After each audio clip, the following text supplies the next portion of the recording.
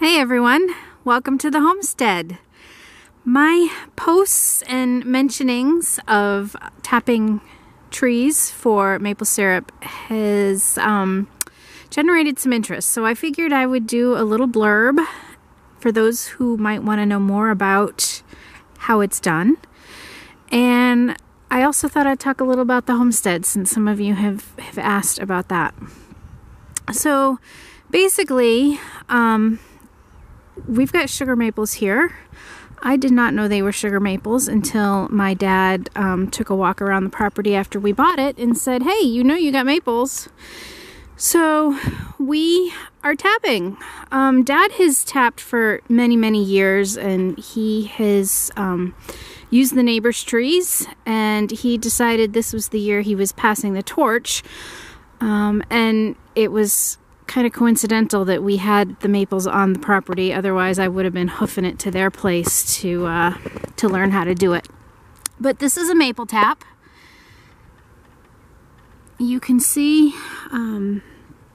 it's kind of wet around the tree here. It's not running yet today because we had some really cold weather and things haven't gotten started, but it is 38 degrees, so I am anticipating some sort of a flow this afternoon because it should be warm enough. There's sap in the bucket, but it's frozen, so I have to figure out a way to get that out of the bucket and up to the fire, because I am boiling down sap today to make syrup. It takes about 40 gallons of sap to make 1 gallon of maple syrup, and those with evaporators can do it in a way more efficient time than I can, but I'm going to show you how we do it. So I'm going to walk you up to the fire and talk to you a little about the homestead while I do. Hopefully nobody will get sick. This is our house. We've got about 1.75 acres. Early in the 1930s, or maybe late in the 1920s, I haven't yet confirmed when it was, my grandfather bought this piece of property, and it extends... At the original time, it extended up to that tree line up there. Not sure if you can see where that red shed is, but it extended from there all the way to this tree line. And for those of you who are interested, all of those houses you see in the distance, those are in Connecticut. So we are literally right on the Connecticut-Massachusetts border. So when my grandfather bought the property, he built this house. I don't believe the garage was there. He built this house, and then shortly thereafter they outgrew it. And so then... You're not going to be able to see it, but there's a house up there. You'll probably be able to see the red buildings. There's a 2-story house up there that those red buildings go with, and he built that house. And early in the 1940s, they outgrew that. They had 5 kids by this time, and so they bought a farmhouse about 2 miles up the road with lots and lots of acreage.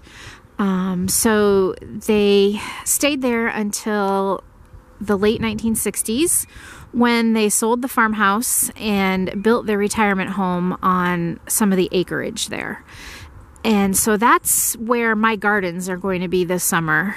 That acreage is still in the family, and I will be growing there this summer. In the meantime, along about 1966, my aunt and uncle got married, and this house was built for them. It was built by my uncles, who were carpenters by trade, and I'm sure my grandfather helped. And so they spent 40 years here. They sold, well, Uncle Guy died in 2000 or 2001, and Aunt Marianne later downsized, so this property was sold in 2008. This property over here was bought back by one of my other uncles. As I said, there are 7 kids. There are lots of aunts and uncles. But after my grandparents had sold this and built the larger house, they sold this, and then it was bought back, I think in the 70s at some point, by another one of my uncles. And so he passed away, but my aunt still lives there. And we were able to buy this house back in December. So it was out of the family for 10 years, but back in. And so that's the story of the homestead. I'm going to take you on a little walk. I'm in our back property line right now. I'm going to take you on a walk. I hope nobody gets sick. We've got a little snow. We're anticipating more snow tonight, and even more snow Sunday night. It might be the kids' first snow day of the year on Monday, so they've got their fingers crossed. So as you can see, we are not in the boonies by any stretch of the imagination. There are houses all around us, but we do have room to grow.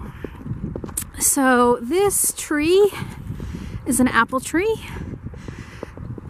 I'm currently trying to figure out what to do with it because it badly needs pruning, but it doesn't look like any of the overgrown trees in anybody else's YouTube video or any extensions videos about pruning overgrown trees. So there are lots of these water sprouts that have turned into branches because it went wild for so many years. Here we have a bunch of blueberries. As you can see, I've already pruned them. Some of them need a little tweaking, but I wanted to get all of the dead stuff out, all of the old wood out while they were still dormant. So we're looking forward to blueberries. We're looking forward to apples. The tree is still producing even though it's so overgrown. So I've got to open that up and figure that out. Over here is the asparagus patch. So when warmer weather gets here, I'll be cutting all those down and adding some mulch and hoping for some good asparagus. That plot's been there for probably 50 years now.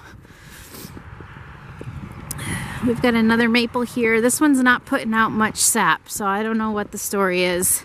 We had a wicked windstorm the other day, so this was my feeble attempt at keeping the bucket upright. This right here is a raspberry patch, and I've got my fingers crossed. There should be some rhubarb in there somewhere. I've got my fingers crossed that it's going to come up. And this mess right here is how we turn sap into syrup. We do it a little differently when my husband or father is here to help with the heavy lifting. We use a larger vat, but it's just me today. So basically, this longer pan is for the boiling, and this is the heating pan, although it is boiling now. And what I do is I add sap to this bucket and heat it, and then when the larger pan needs filling because it's evaporated, I will add warm sap to that.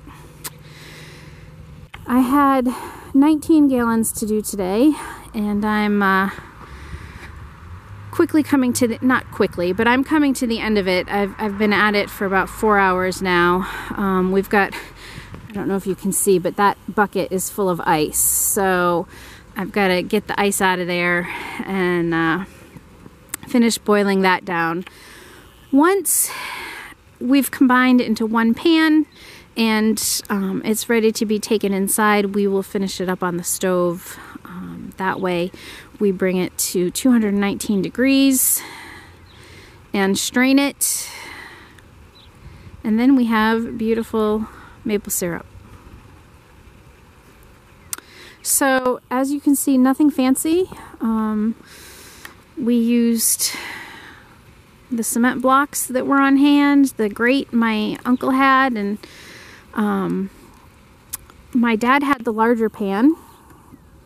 Like I said, he's been doing maple syrup for many years, so that came from him. And then this smaller pan, I just found at the thrift store the other day, and it was perfect. So ideally, you want the larger pans for more surface area, but it's just me today, and I wasn't sure that I could be lifting a full pan without sloshing and burning myself. So what I've been doing actually is siphoning, or not siphoning, but just dipping with this little saucepan. So I've got some sap in here now, and so as you can see, I just kind of add to that to warm it up. And then when I need to add more to the boiling pan, which I can do right now, I just kind of dip and add, and that way I don't have to even lift anything. When my husband's here, he would lift this whole thing and pour it into the big vat that they use, but desperate times call for desperate measures, so I'm not doing it that way. We are using wood. A lot of people will use propane, but my parents burn wood. That's how they heat the house, and so Dad had already had it cut and split, and so that's what we're using.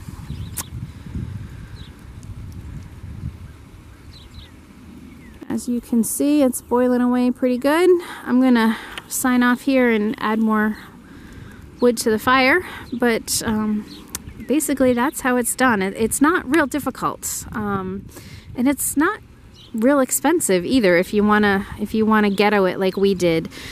I think the taps were 45 cents each. The hosing was, or the tubing was 10 cents a foot. I think it cost me a whopping $15. We already had our buckets, thanks to Honey, and I like to buy my grains in bulk and grind them myself, so we are not short on buckets here.